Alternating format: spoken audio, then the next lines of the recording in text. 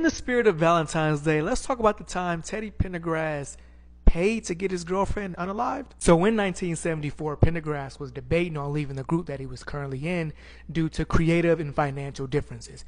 AKA, they didn't want to make him the only lead singer and the money was funny. During this time, he met Taz Lang. She was the ex-wife of Philadelphia Eagles football player Izzy Lang, a big socialite amongst the black elites, and had A-list friends like Dionne Warwick and Nancy Wilson. It's even said that the Jackson 5 brothers would come to her house when they were in town to play with her son. So the two began dating, and then in 1975, he finally decided to leave his group and move in with Taz and her son. The two fell so deeply in love and trust that Teddy wanted her to manage and help finance his career as he was broke. She gave him $15,000, that's about $90,000 in today's money, to help finance his production company, and she drafted up a contract. According to the contract, Taz would manage all the proceeds from his debut album and the merchandising. To Teddy's knowledge, she would also take 10% of the earnings off his debut album and 1% share in his production company, Teddy Bear Productions. It is when Teddy decided to look a little bit closer into the contract that he realized Taz was taking a little bit more than what she let on. Not only was she getting 10% off his debut album, she was getting 10% off of any album he made in the future,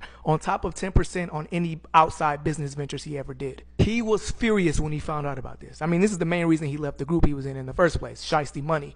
But the contract was already signed. Taz was not willing to renegotiate the contract, scrap the contract. In her eyes, it was finalized. And this is where it get kind of confusing as far as where they stood as a relationship, because in some interviews he says that they were together, and others he says they weren't. So I don't know about that, but she did remain his manager. It is on April 14th, 1977, 2 months before the release of his debut album, that everything went down. Teddy was on his way out of town. He recounts that he kissed Taz before he left and they promised to speak the next day. His stage manager, JoJo Tyne, drove her home, and once they got to the house, he got out, opened the trunk to get her things. As Taz was getting her keys out to open the house door, someone popped out of the bushes and shot her one time. The bullet went through her arm, pierced her heart, and she basically died on her porch at the age of 31. Now, JoJo did not see the gunman and he didn't get shot either.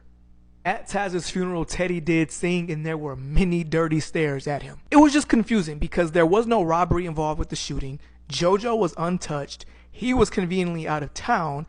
And remember, she was this big socialite that everybody loved. She had no known enemies.